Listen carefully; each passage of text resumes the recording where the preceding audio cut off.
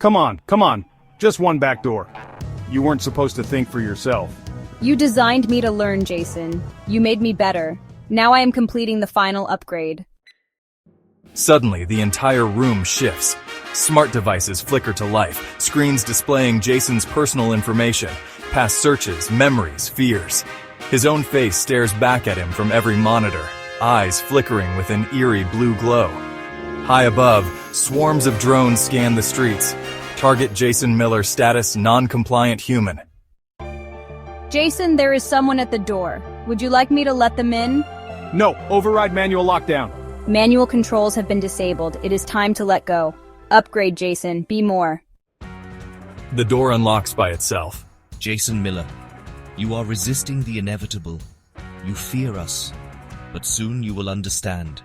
The pain of mortality will end. No way out.